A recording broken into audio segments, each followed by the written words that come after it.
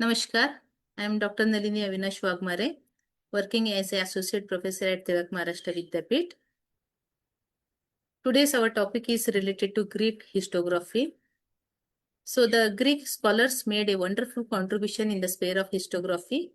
They made it a very powerful branch of knowledge like that of literature and philosophy.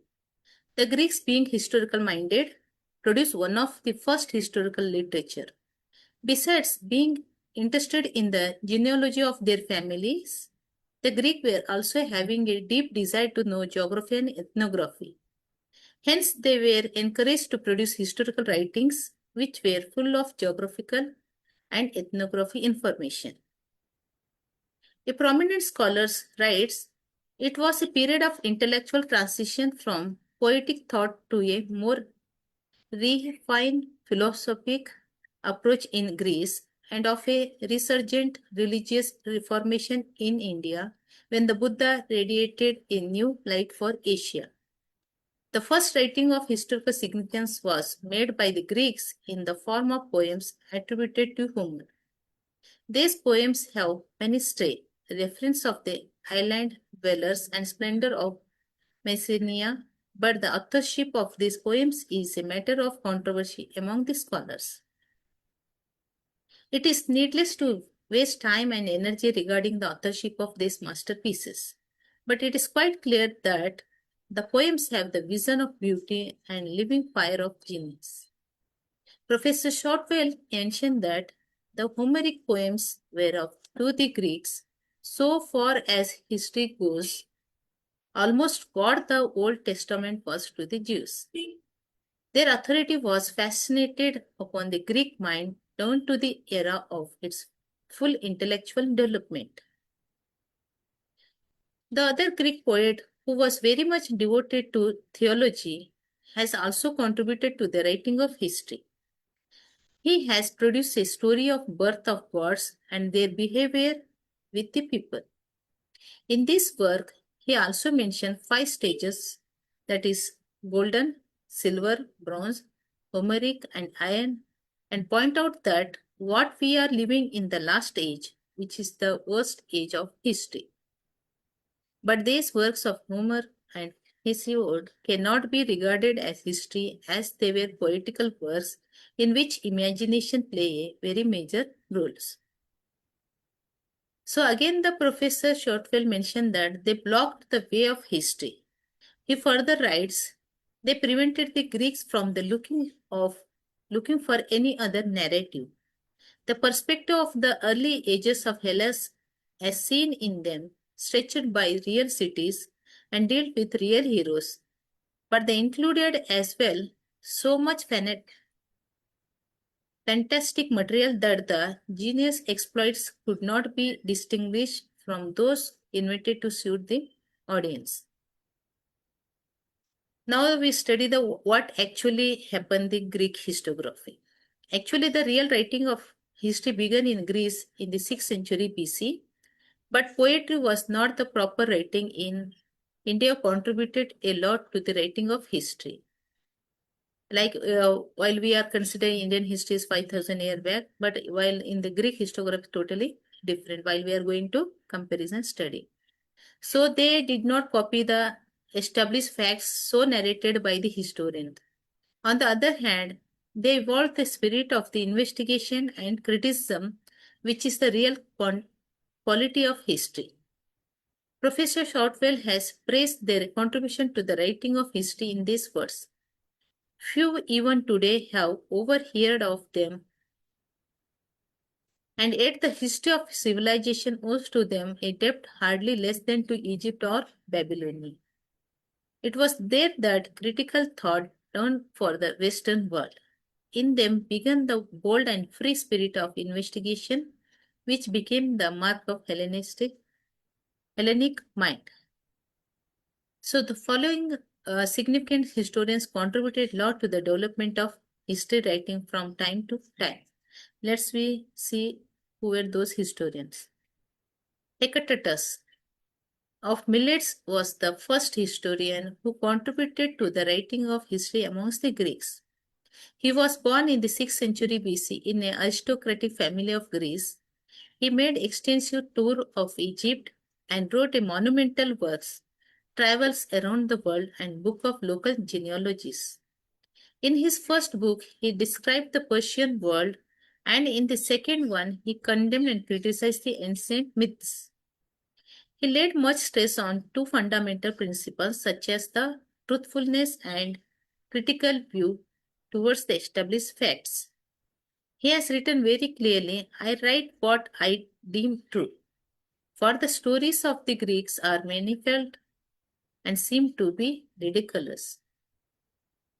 The critical view of scholars is clearly visible in the works which were written between the period of Hecatetus and Herodotus. So indicated that he had left deep influence on the writers who succeeded him. The following works of the contemporary writers proved to be of great help to Herodotus later on. Histories of Persia written by Charlon of Lampsacus and Dionysius of Miletus. Historical of Persia written by Seclux Carianda.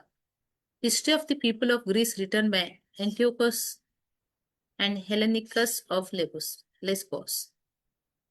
Then we call the Herodotus as the father of history.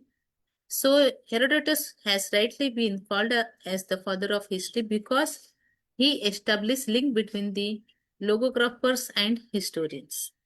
He was born in 480 BC at Halicarnassus, a Dorian settlement on the seacoast of Asia Minor. He made wonderful contribution to history and anthropology.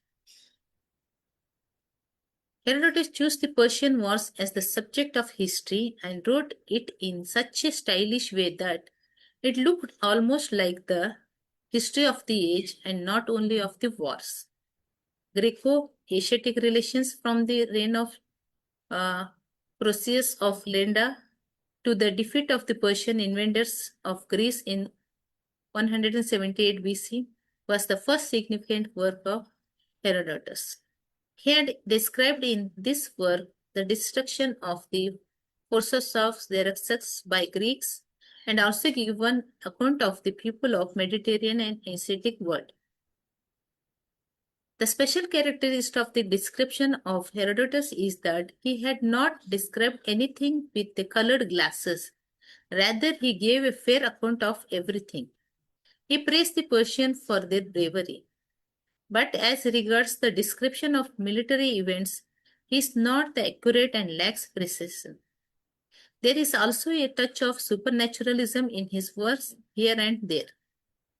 Actually, these were not the faults on the part of Herodotus, but were the usual feature of the contemporary time. The special features of the works of Herodotus are Herodotus holds a supreme place among the writers of history. As a storyteller, he could be surpassed by anyone. As the purpose of history to excite interest, none could excel him in this regard. The style is easy, familiar, and graceful. Some of the special characteristics of his writings are as follows. Besides writing about the political affairs, he threw light on various social and cultural practices of the time. In order to construct the history, he made extensive use of the evidence. In transition, the tradition of introducing history of one nation to another was also started by him. Legend writing was changed to history of science by Herodotus. He resorted to rational view and depicted the reason as to what men have done and why he resorted to it. In spite of being an efficient writer of history and providing a scientific view, he had certain inherent weaknesses. Like he believed in what he had here. This was a very serious shortcoming of his character. Being student of methodology, we are all well acquainted that how serious errors one is likely to commit if one is not critical in one's views. Facts will become fiction, that history will be considered piece of gossip instead of history. So Bernius praised the Herodotus works like The fame of Herodotus will endure as the first constructive artist in the field of historical writing, as the author of the earliest comprehensive historical work, as the first writer to imply that the task of the historian is to reconstruct the whole past life of man, and as one of the most exploring storytellers in the entire course of the history writing. His prestige and importance have been history of culture and gradual eclipse of the long popular episodical military and political type of history which prevailed from Thucydides until the 20th century of our era. Shortwell also praised the Herodotus. He says that Herodotus combined with the instinct of critical investigation, the consummate skill of great artist. When his work is compared with the histories written before his days, its epoch-making quality is at once apparent. There is not only the defect exclusive touch of a master in the massing of detail, but the narrative never loses its claim.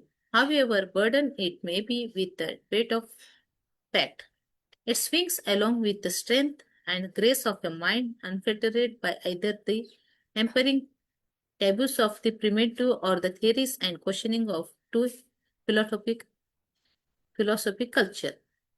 Then Sheikh Ali also writes that the writing his history not only has woven the traditions, songs, and stories of the past of the Greek world.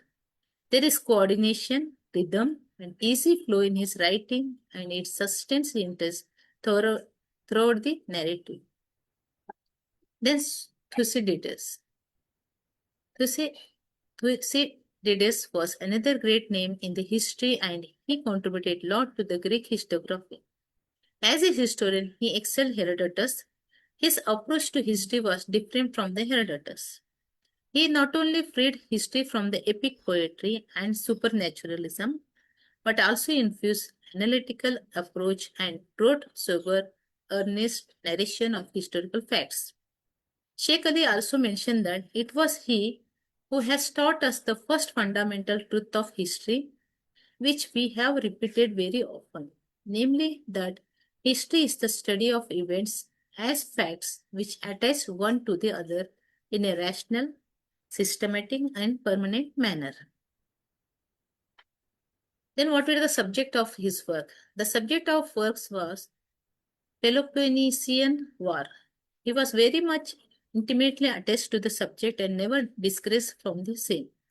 He started writing in the year 431 BC, which is the year of beginning of war, and there seemed to be no doubt he must have collected extensive notes during the course of this war, and before the Peace of Nicaea was concluded after 10 years.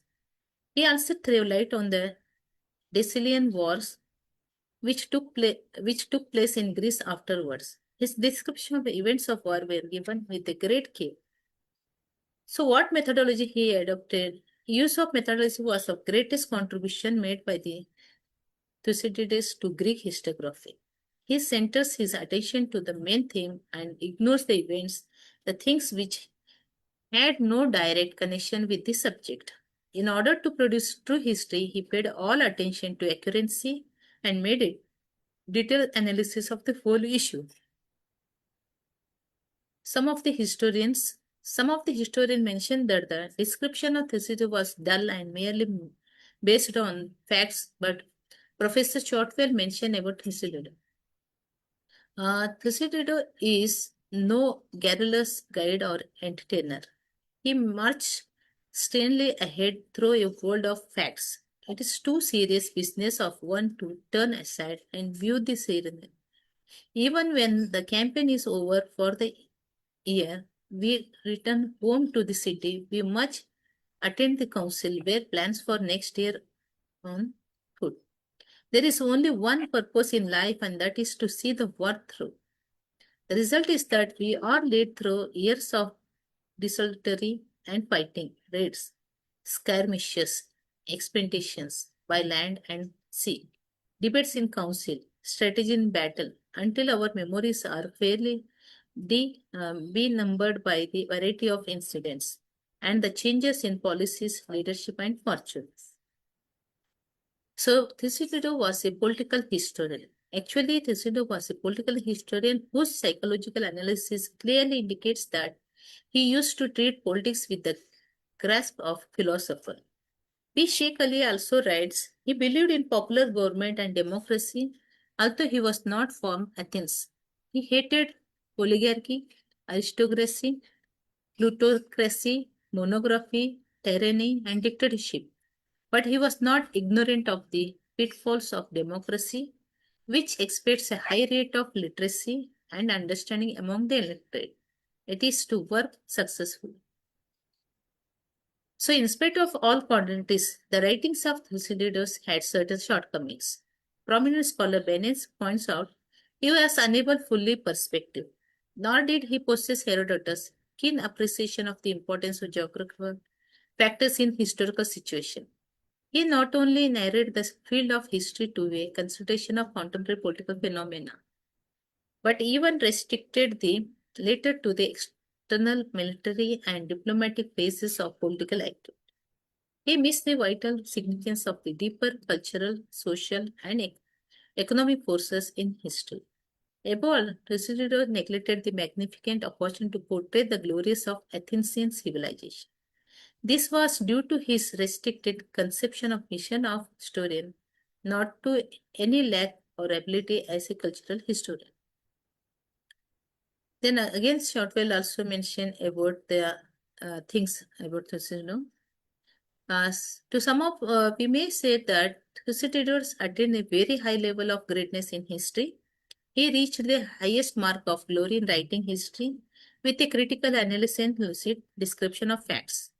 Professor Burney praises him in these words: the work of Thucydides marks the longest and most decisive step that ever been taken by a single man towards making history what it is today. Then Polybius. Prior to Polybius, Xenophon was one of the famous historians of Greeks. P. Shekeli mentions Greece produced another historian as Xenophon and Polybius, but none touched the height of the first two great names. Xenophon was more versatile but not so deep a thinker as Thucydides, and not so fascinating as Herodotus. He cannot be rated as a first class historian, but he was intelligent, honest, and clear in his narrative. Then Polybius, born at Megalopolis in 198 BC, his father Lycurgus was a close friend of Philopaenia, the leader of the Essenian League. After completion of his education, Polybius was appointed an ambassador and a magistrate, but he was made prisoner after the Battle of Penda in 168 BC and sent to Rome, where he came in contact with Cippius, who inspired him to write history. He described the expansion and constitutional impartiality in treating the Greek and Roman history. He also threw light on the fall of Hellas and the growth of the Roman Empire. Moreover, Polybius' was chief contribution towards the development of historiography was in the sphere of methodology. He laid emphasis on the true value of history and accurate historical facts. A prominent scholar mentioned about Polybius' view on the scope, methods, and purpose of history in these words. The science of history is threefold. First, the dealing with written documents, the arrangement of material thus obtained. Second, topography, the appearance of cities and localities, the description of rivers and harbor, and speaking generally the peculiar features of seas and countries. And then relative distance, thirdly, political affairs. So here we find cities, geographical areas, then written documents, then political affairs. So the special provision of history is to ascertain what the actual words used were, and secondly, to learn why it was that a particular policy or arrangement failed or succeeded. For a bare statement of an occurrence is interesting indeed, but not instructive. But when this is supplemented by a statement of cause, the study of history becomes fruitful. Fit it is by applying analogies to our own circumstance that we get the means that basis of for calculating the future. and for learning from the past when to act with caution and when with great boldness in the present. So Polybius furnished the causes for events which make his description fruitful. He also laid much emphasis on the question of reliability of sources as of paramount importance. Some of the scholars' opinion that as long as history endures, the ideals of Polybius will be an inspiration and a guide for all readers. Polybius also opines that as living creature is rendered wholly useless if deprived of his eyes, so if we take truth from history, what is left but an idle, unprofitable tale? So the other Greek historians, besides the above mentioned Greek historian, there were some prominent Greek historians like Stock, Posidus, the author of Geography and History, Strabo, the author of Geography and Historical Memories, Diodorus, Siculus, Dionysius of Halicarnassus, the author of the Roman history, and Plutarch, the writers of Lives and Ammianus, etc. Thus, world owes a great debt of gratitude to the Greeks as originator of history. Professor Collingwood writes about them. It is a narrative of human history, the history of man's deeds, man's purpose, man's success, and failures. It admits no doubt a divine agency is strictly limited. The gods have no plan of their own for the development of human affairs. They only grant success or decrease failure for the plans of man. So Professor Thompson also mentioned about the features of the Greek historiographers. The Greeks wrote history of all characters of all dimensions. The history of men are things of great nations and small cities, universal annals, and local chronicles, political, literary, and military memories. There is nothing which they forget or ignored. The Greeks first learned the art of writing real history and pursued its purpose, its duties, its laws. The Greeks were the originators of history as they were of science and of philosophy. So, field of history. Actually, Herodotus and Thucydides have attained immortal fame in the field of history, and they left an indelible impression on the minds of the readers and scholars that even today the world remembers them with great respect of their historical works. So, these are the reference you can refer for further studies. B. Sheikh Ali book, History, Theory and Method. Then Collingwood book also the idea of history. Then E.H. Carr book, what is history? Then R.C. Majumdar, Historiography in Modern India. Sumit Sarkar book also writing social history. T.K. Kerr also. Then S.P. Sen. So these are the reference you can refer for detailed study. So thank you. Thank you very much.